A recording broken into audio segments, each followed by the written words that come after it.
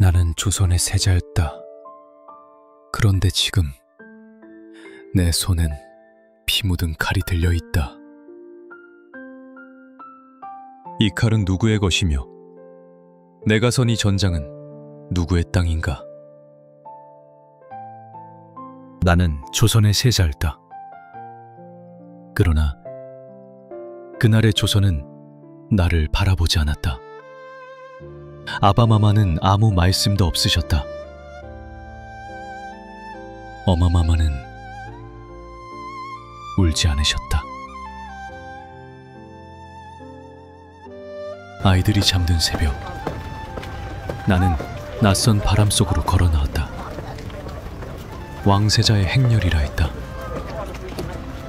그러나 그것은 쫓겨나는 자의 발걸음이었다. 나는 강빈과 함께였다. 그리고 우리의 새 아이. 경소는 아직 말을 못했고 다른 둘은 품에서 잠들어 있었다. 그 아이들은 조선에서 태어났고 그날 조선에서 버려졌다. 나는 조용히 손을 들어 궁궐을 마지막으로 바라보았다. 그곳은 내가 태어난 곳이었고 내가 죽을 줄 몰랐던 곳이었다. 말 발굽소리는 묘하게도 내 심장 소리와 닮아 있었다. 서늘하고 일정한 박자, 마치 누군가의 판결문처럼. 아무도 말하지 않았다. 이것이 유배인지 외교인지 포로인지 사신인지 나는 조선의 체면을 잇고 청의 뜻에 무릎을 꿇으러 가는 자였다. 나는 그날 알았다. 왕위는 내 것이 아니었고 조선은 나를 원하지 않았다. 한 줄기 기억이 스친다. 강빈이 마지막으로 물었다. 돌아올 수 있을까요, 저하? 나는 대답하지 못했다. 그녀는 침묵했고 그 침묵은 아직도 나를 따라온다. 조선은 나를 묻지 않았다. 청은 나를 바라봤다. 나는 두 세계의 틈에 서 있었다. 나는 포로가 아니었다. 하지만 자유도 없었다. 나는 아들이었다.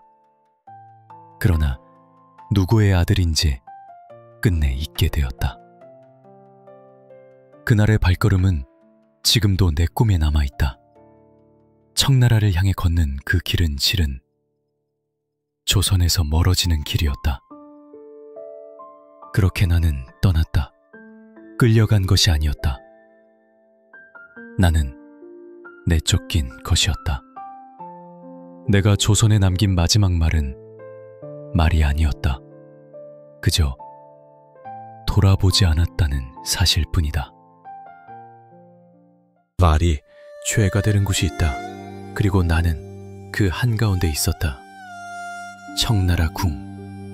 모든 것은 조용했다. 목소리는 낮았고 웃음은 없었다. 천천히 걷는 시야들, 서로를 보지 않는 시선. 그 속에서 나만이 이방인이었다. 나는 조선의 말을 했고 그들은 나의 눈을 보았다. 내가 말한 모든 문장은 그 다음 날엔 황제의 신하들 사이에 떠돌았고 조선으로 돌아가지 못할 이유가 되곤 했다.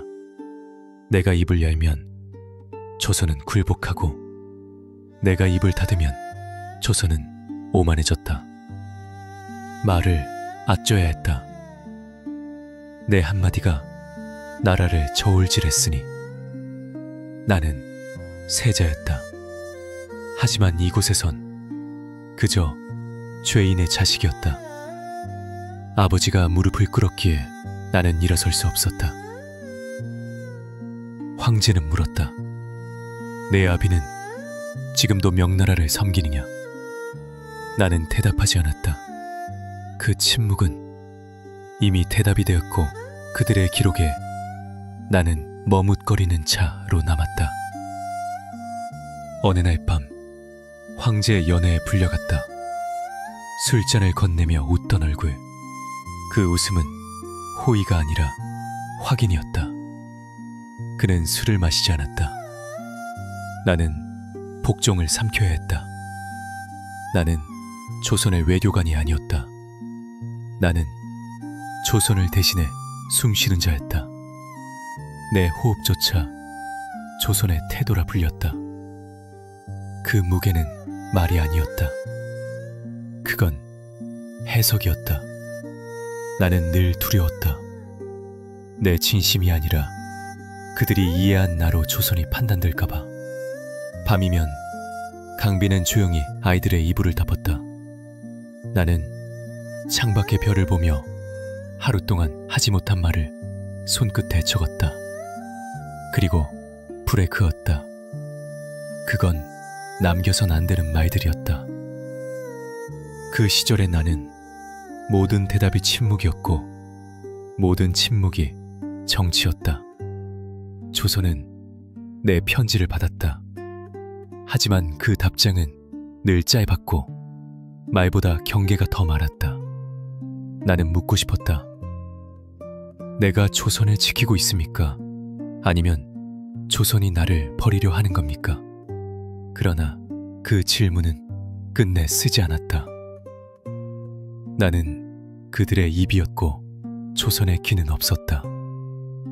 그래서 나는 내 입안의 조선을 조용히 삼켜버렸다. 그건 나를 지우는 첫 번째 연습이었다. 황제는 웃지 않았다. 내 눈을 바라보며 명확히 말했다. 조선은 짐의 신하다. 그 세자가 짐의 적을 지지 않는다면 그 중심은 거짓이 아니겠는가? 그 말 앞에 나는 아무 말도 할 수 없었다. 칼을 쥐는 것이 조선의 명예를 더럽히는 일이라 믿었다.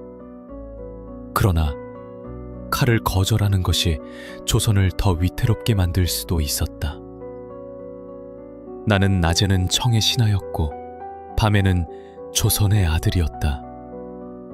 그리고 그 어느 시간에도 나는 나를 지킬 수 없었다. 나는 밤새 고민했다.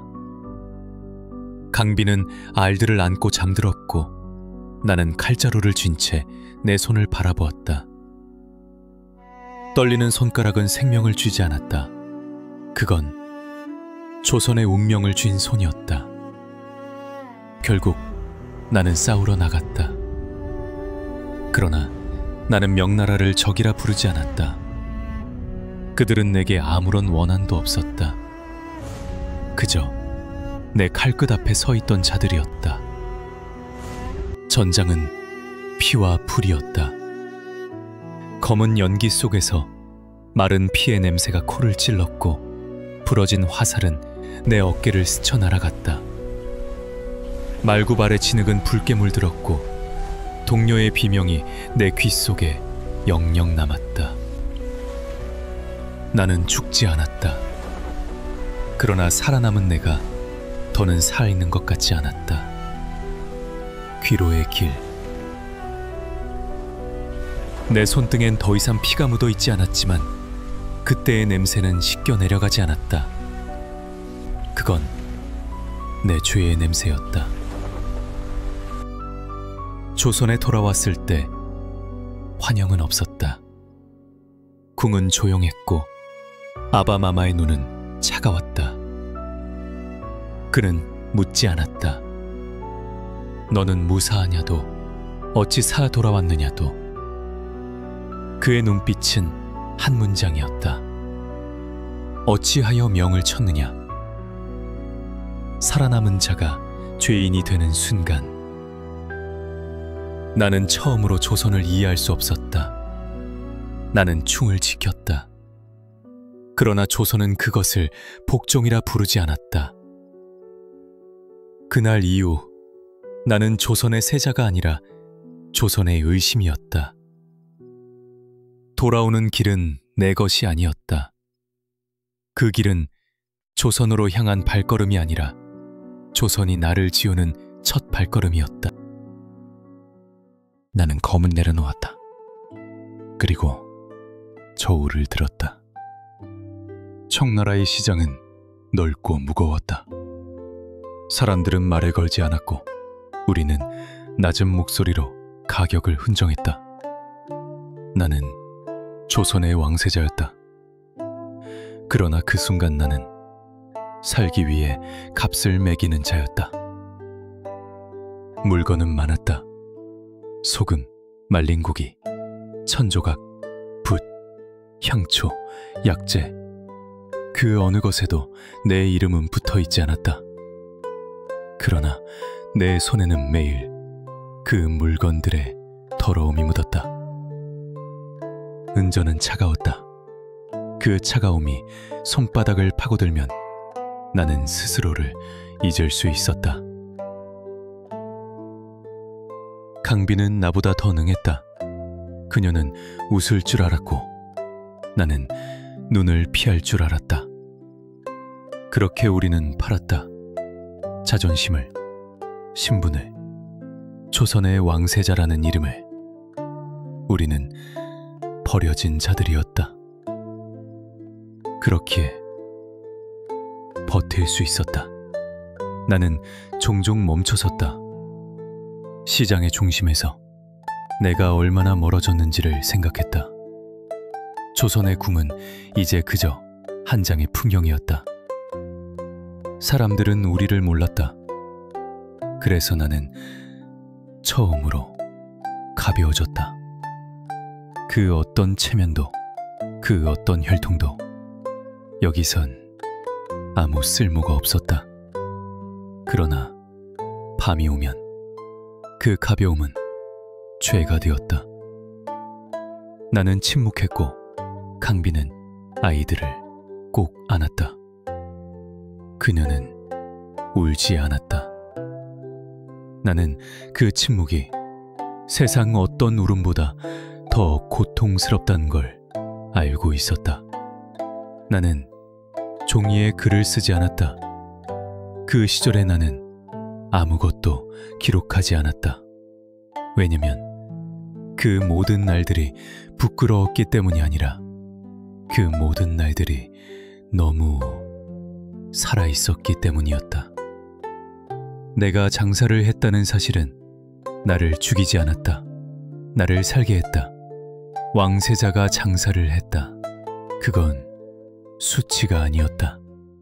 그건 조선이 나를 버렸다는 가장 조용한 증거였다. 나는 살아서 돌아왔다. 전장을 지나 굴욕을 견디고 장터의 먼지를 삼킨 끝에 조선의 땅을 다시 밟았다. 그런데도 아무도 반기지 않았다. 말에서 내리는 순간 나는 인사를 받지 못했다. 문을 여는 자 없었고 문 안 하는 자 없었다. 궁의 공기는 이방보다 더 낯설었다. 나는 아바마마를 찾았다. 그는 내게 등을 보인 채 말을 하지 않았다. 나는 알고 있었다. 그의 침묵이 무엇을 말하고 있는지를. 어찌 살아 돌아왔느냐. 그 한 문장만이 그의 눈에 있었다. 나는 변명하지 않았다.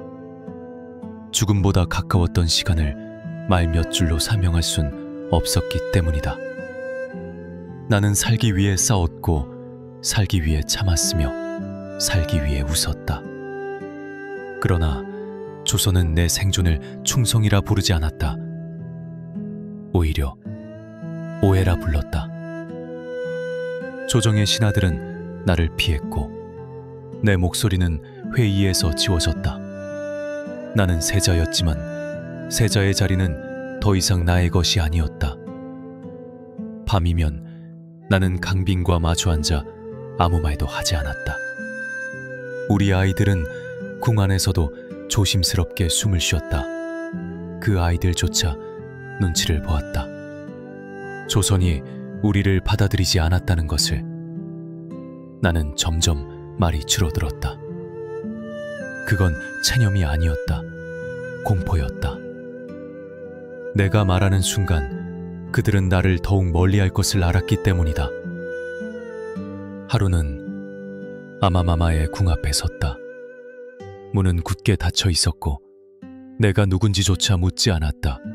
그 순간 나는 알았다. 조선은 나를 잊기로 결정했다. 그날 이후 나는 세자의 옷을 입었지만 누구의 아들도 아니었다. 나는 돌아온 것이 아니었다. 내 그림자만 그 자리에 남아있었을 뿐이다. 살아서 돌아왔다는 이유만으로 죄인이 되는 곳, 그곳이 내 조국이었다. 나는 병들지 않았다. 내 몸은 견뎠고 내 정신은 버텼다. 그러나 나는 죽었다. 죽음은 조용히 왔다. 모두가 침묵했고 그 침묵 속에 내 숨이 사라졌다. 누군가는 병이라 했다. 누군가는 독이라 했다. 나는 아무 말도 하지 않았다. 왜냐하면 나조차도 내가 왜 죽는지 알 수 없었기 때문이다. 아버지는 오지 않았다. 그의 눈물도 손도 나의 죽음에 닿지 않았다. 어떤 신하는 속삭였다. 이것이 조선을 살리는 길입니다. 그 말 속에 나는 없었다. 내 장래는 작았다. 곡소리는 짧았고 내 아이들은 울음을 배웠고 강비는 얼굴을 들지 못했다. 나는 살아있었다. 그러나 그들은 내가 죽었을 때 비로소 안도했다. 나는 죽지 않았다. 죽임당했을 뿐이다. 내가 본 진실은 살아있는 자들이 만든 거짓보다 더 조용했다. 강비는 끝내 나를 안고 울지 못했다. 그녀는 죄가 되었고 결국 그 죄는 사약이 되었다. 내가 남긴 것은 고통뿐이었다. 그리고 조선은 그 고통마저 기록하지 않았다. 나는 왕이 되지 못했다. 나는 아들이 아니었고 나는 세자였지만 나라의 중심은 아니었다. 내 이름은 소연이다. 빛날 소, 나타날 현. 그러나 나는 빛나지도 나타나지도 못했다. 나는 지워졌다. 그리하여 오히려 영원히 남게 되었다.